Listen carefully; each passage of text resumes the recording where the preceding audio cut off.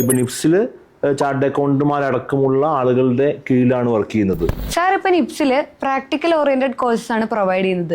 ഈ കോഴ്സിന് എത്രത്തോളം റെലവൻസ് ആണ് കറന്റ് സിറ്റുവേഷനിലുള്ളത്? പലരും ചെയ്യുന്നത് ഡിഗ്രിയോ PGയോ ചെയ്തതിന് ശേഷം ഒരു കോഴ്സ് കൂടി ചെയ്യും. ഡിപ്ലോമ കോഴ്സോ അല്ലെങ്കിൽ എന്തെങ്കിലും വാല്യൂവേറ്റഡ് കോഴ്സ് ആയിരിക്കും ചെയ്യുന്നത്. ഇത് short time or long time. എത്ര കോഴ്സുകൾ ചെയ്തു കഴിഞ്ഞാലും എത്ര സർട്ടിഫിക്കറ്റുകൾ എടുത്തു കഴിഞ്ഞാലും അവർക്കൊരു ടാഗ് മാറുന്നില്ല, ഫ്രഷേഴ്സ് എന്നുള്ള ടാഗ്. ആ ഫ്രഷേഴ്സ് എന്നുള്ള ടാഗ് മാറണമെങ്കിൽ ഇപ്പോൾ നിപ്സിൽ പ്രൊവൈഡ് ചെയ്യുന്ന പോലത്തെ കോഴ്സുകൾ, പ്രാക്ടിക്കൽ ഓറിയൻറ്റഡ് ആയിട്ടുള്ള കോഴ്സുകൾ ചെയ്യണം.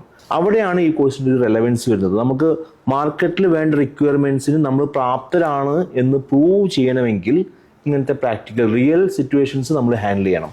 നമ്മൾ കോളേജുകളിലും മറ്റും പഠിച്ചതിനപ്പുറത്തേക്ക് ക്ലാസ് മുറികളിൽ നിന്ന് ഒരുപാട് എക്സ്പീരിയൻസ് ആയിട്ടുള്ള ആളുകളായിരിക്കും അവിടെ പഠിപ്പിക്കുന്നത്. പക്ഷെ അതിനപ്പുറത്തേക്ക് നമ്മൾ പഠിച്ചെങ്കിൽ മാത്രമേ നമുക്ക് കൂടുതൽ തൊഴിൽ സാധ്യതകൾ ഉണ്ടാവുകയുള്ളൂ. ഇപ്പോൾ നിപ്സിൽ ചാർട്ടേഡ് അക്കൗണ്ടുമാരടക്കമുള്ള ആളുകളുടെ കീഴിലാണ് വർക്ക് ചെയ്യുന്നത്. അപ്പോൾ ഏറ്റവും ബെസ്റ്റായിട്ടുള്ള കാര്യങ്ങൾ, ഏറ്റവും ബെറ്റർ സൊല്യൂഷൻ കൊടുക്കുന്ന രീതിയിലാണ് അവിടെ കാര്യങ്ങൾ പഠിക്കുന്നത്. അതിന് വളരെ അധികം റിലവൻസ് ഇക്കാലത്തുണ്ട്. പ്രത്യേകിച്ച് ജോബ് മാർക്കറ്റിൽ ഫ്രഷേഴ്സിന് ഉള്ള റോളുകളിൽ പോലും എക്സ്പീരിയൻസ് ആയിട്ടുള്ള ആളുകൾ അപ്ലൈ ചെയ്യുന്ന ഈ ഒരു സാഹചര്യത്തിൽ